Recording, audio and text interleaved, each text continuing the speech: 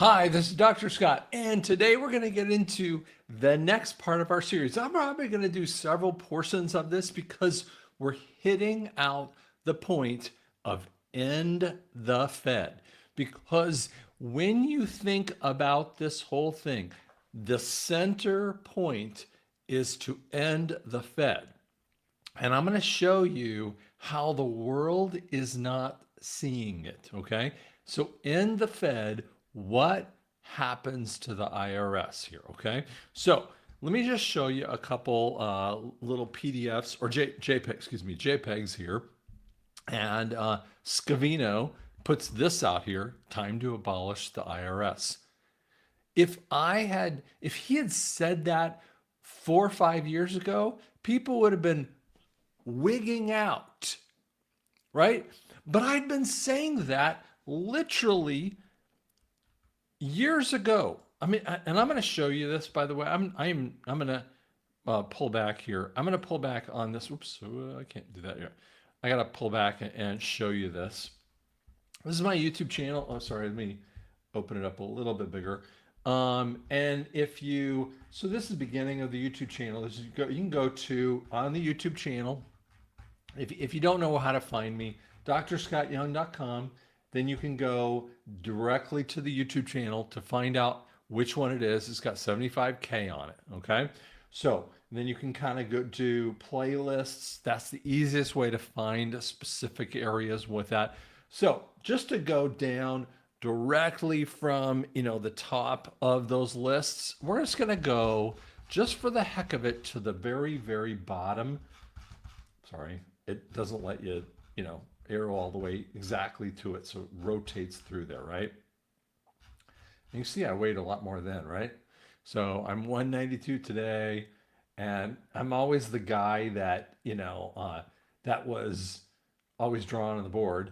And then I was like 233. So I've lost a lot of weight on purpose. People go, were you sick? No, I wasn't sick. I'm trying to lose weight to be more healthy with that too. So there are lots of biblical kind of things. And when I was here, I was talking about IRS.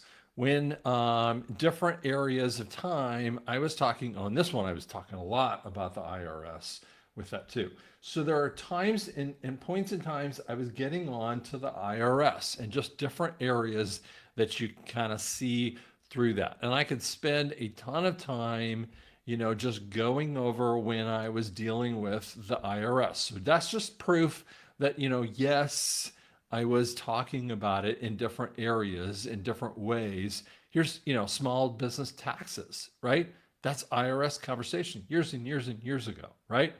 Okay. Now, let's arrow off of that one. So oh gosh, man, a month or so ago, dude's bringing up time to abolish the IRS. Now, when people don't know anything about the IRS, they go, yeah, but the IRS, I mean, what do we do about the roads? And I go, guys, this is a really good one. Before 1913, roads are still paid for, schools are paid for, railroads are paid for, military is paid for, all before 1913. This is what it always was. The Transcontinental Railroad was paid for by America, the government, all the way through from coast to coast. And it was actually paid for by the big boys, the ones that would set up the Fed, because they wanted to have the capability. And there's a lot of stories about that. You don't have to get into that.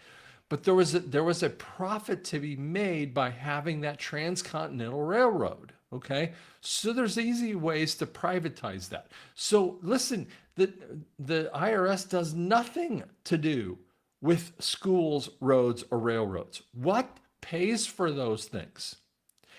Sales tax. It always has, always will. Don't think it does. Military is actually paid for a little by IRS, but it actually can be paid for easily and has been paid for by tariffs. That's why when Trump brought this up, and frankly, I missed the tariff idea.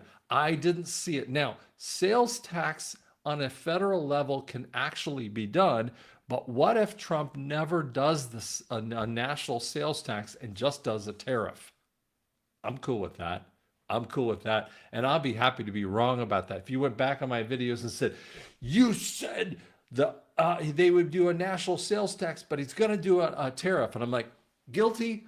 I'm fine with being wrong on that one. I'm cool with that one. I'm happy to see I be wrong on that particular one. But here's the point. The Federal Reserve is a private bank that prints our money and loans it to us with interest, and the IRS simply a collection agency. Guys, that's what it really is. Now, what I want to show you are some a collection of different conversations that's coming out in the real world. This is what some of these people are saying. So I cut some videos so you see what people are actually saying in the background here. So this is a guy, he's got a smaller channel, but nothing wrong with it. It's kind of giving you some ideas. Okay, so I cut a lot of this Much video money here. the IRS brings in. It breaks down into several different categories. There's Social Security and Medicare, which is a separate fund. There's corporate taxation, and then there's individual taxation, which is the largest amount. Right now, the amount of money that's brought in through individual taxation is a little bit more than 2.5 trillion. And now they're looking at bringing in 1 trillion through tariffs. So if we can live within a budget, which is a big if, then we could start to diminish how much income taxation there is and start to replace it with the tariff taxation. And so he's got a great beginning point there. If we can live within our budget, well, guess what? We can. We can actually live within that $1 trillion. And what if we had a mild sales tax? What if we had a lot less sales tax than I ever said from a federal level? I had said a 14 to 17% sales tax. What if we had a 3 or 4% sales tax along with an external revenue service that had this range of 15 to 25% external revenue kind of thing, or a tariff kind of thing? I think we'd be okay with that. Let's show you some more kind of conversations. This one here is fascinating, and I still don't know why.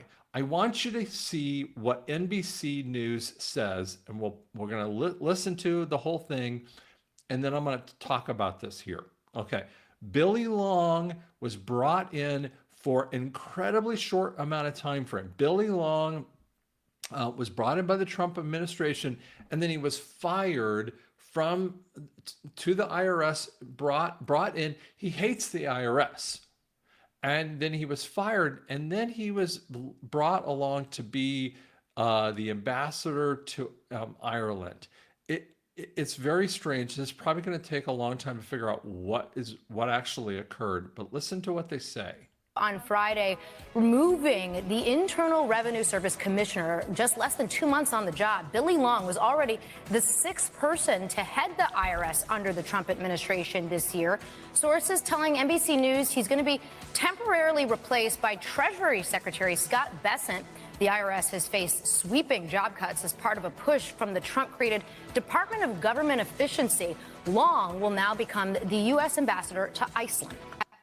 Okay, think about that for half a second. I just want you to pause for a second and thinking about this. Okay, Treasury Secretary is a pretty big job. And then he's going to take on the IRS Secretary. You think he's going, dude, that's 2 different job roles. Why would you have 2 job roles that are relatively big? Would he be saying, I can't do 2 job roles?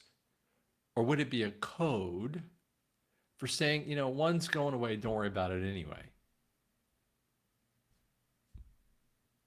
Guys, sometimes the train's coming on and boom, it hits you in the head and you're not catching it, right?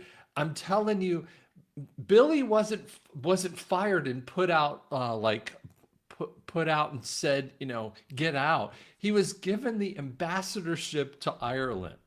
Now you might say, well, that's put out to pasture, but he was brought in from the cold, put into this situation, knowing that he was hated by the IRS. He hated the IRS. He did something. We don't actually know what he did. He probably came in and knocked off a ton of the IRS agents, put in the policies to kill off the IRS. I'm just spitballing here, and then set it over so that Scott Bessent could take it over until its death. Now, here's the funny thing: the IRS is under Treasury, and it's been under Treasury for years and years and years. Some people have said, and I used to believe this too, that Treasury IRS wasn't under Treasury. It was moved in 2020. No, it's been under Treasury for a very long time frame, because it always, when it collects its money, it has to go to Treasury to make it legal before it sends it over to the Fed. That's just to make it sort of legal. It's their money laundering way of changing that money over, right? So whoop, it floats it over with that kind of thing too. But here's what I want you to catch. He comes in and he does something kind of crazy for a little bit of time frame, and then moves on and gets this ambassadorship. Hey man, that's a big deal. And yet he gives it over to the Treasury guy. He doesn't give it over to like Howard Lutnick, the Commerce Secretary, or a DOT guy or some other one. He gives it over to the upper boy who's maybe looking at this going, well, we're going to kill it anyway. Code, calm. Okay? Now, I want you to catch a really big channel here called Redacted, who doesn't necessarily agree all the way with Trump and his policies. So this is a little bit, we're just seeing some different viewpoints on this, right? To get rid of income taxes altogether. Fingers crossed, as President Trump just fired 25% of the IRS staff. What about the Federal Reserve? Will we see any major changes at the Fed right now as we speak? President Trump is there at the Federal Reserve wearing a hard hat, looking at the construction of the new multi-billion-dollar Fed building. Like, who's paying for that? And endless wars, as well. As Peter St. Onge said on our show, the Fed acts as the VC of every new war. So as long as we have them, we can continue to supply weapons and money abroad as much as we want. Yes, Chris. So slashing 25% of the workforce, essentially. I thought that was fascinating. What she basically said is the Fed does have the endless wars. So this guy is from the Ron Paul Institute. So he's a basic economist. He hates the Fed. Good thing. That's the good part. But he's the economist that doesn't actually understand what's going on. I've been talking to a lot of people, and they see it, but they don't see it, right? It's like they're seeing something played out, but it's not making sense to them. That's what this guy is a little bit like. There's been a lot of questions, and President Trump has repeatedly kind of talked about eliminating income taxes. What do you see happening at the IRS? Do you believe we will see income taxes finally killed off? I mean, that would be wonderful, of course. I mean, the most important thing. Do you see his eyes right there? He's like, well, that's wonderful. He could have done this, and it would have made more sense, right? Is to look at the whole picture. I want my taxes to go down. I want my standard of living to go up. I want the same for all U.S. citizens. I want the government's power to go down and their income to drop.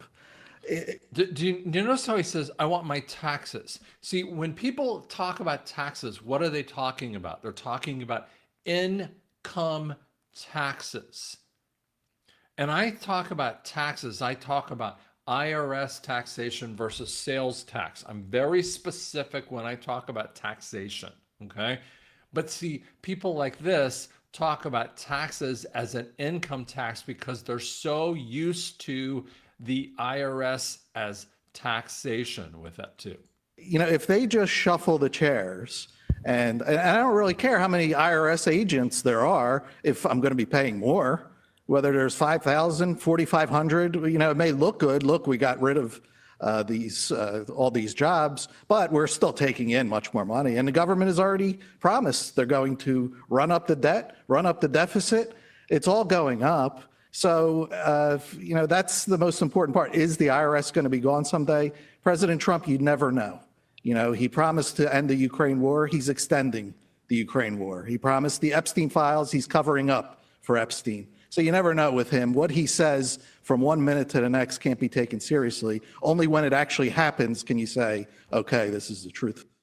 See, this is the kind of people that you're listening to. So you see the bent against, President Trump with that too. See, that's what you have to understand. That's why I kind of showed you that. Sometimes you hear a comment and you're going, can I trust that? Well, again, he's the Ron Paul Institute. I mean, that should be against the Fed, but he's against President Trump in many ways. And you're going, guys, can you see what's going on? If Ron Paul is against the Fed, you should be with President Trump, because President Trump is stomping on the Fed people who should be stomping on the IRS. They should be in lockstep with Trump to stomp on them, because that's exactly where we're going here. Because here's the other side of this issue, that even the media can't really get on basis with this too. With Elizabeth Warren, who, if I showed you other videos about her, actually disagrees with herself in 2013. But listen to her on a more recent conversation about this. And you are in New York, sort of speaking in behalf of him to a certain extent. I wonder, though, often we see this, and this is a local election. New York does not operate in a vacuum. It competes with other cities. And so this idea of somehow raising taxes on the wealthiest New Yorkers, who, by the way, I would point out, pay roughly 15% of their income right now between city and state, raising taxes on them will simply drive them away. Shouldn't the focus of a mayor be on... Now think about that for a second. Raising taxes on the people would just drive them away. And she doesn't understand that actually has occurred in every single state that it has occurred. Meaning, I know that sounds like a double positive, which is, it's occurred. In California, that's actually occurring every single time. And it's happening in New York State, and they don't want to even admit it, right? And you listen to how she actually answers it by not admitting it. Delivering services to the constituents of the city, and doing that by raising the most revenue as possible without chasing businesses and the high-income taxpayers out of the city, because they can go to Austin. Many working families are chased out of New York City every day because they can't afford housing, they can't afford groceries. So instead of saying, wait a second, the big income family, the big income earners are going to move outside of the city. Oh, yeah, but we're worried about the low income families moving outside the city. Guys, who do you think pays the low income housing people? The low income people. It's the people that drive the jobs. I'm sorry, don't be rude here, but it's the people that pay the jobs. If you run out the people that have the money, then you got no one who's going to employ the people. Can't afford child care. What Zoran is saying is, I want people to be able to afford to live in New York City. That's what keeps it a vibrant city. That's what makes people want to live Nobody here. disagrees with that, Senator, but raising taxes in order to do it? Why is that the answer? You see, even the left is... The left-leaning CBDC or CNBC, excuse me, is telling you, how is that the answer? They're beating Elizabeth Warren, Hiawatha, with her own narrative. And if you go back in time, on taxation, she was talking about we can't do this kind of thing. We can't do exactly what she's talking about here. Guys, the narrative is coming to an end because it's in your face. The IRS thing is in its death row, and the economists do not know how to answer this. And here's what I want you to see. Actually, they are telling you exactly what's going on in front of you. This is happening. This kind of stuff is absolutely occurring. So I want you to realize the IRS is coming to a close. And when it does, it kills off the Fed.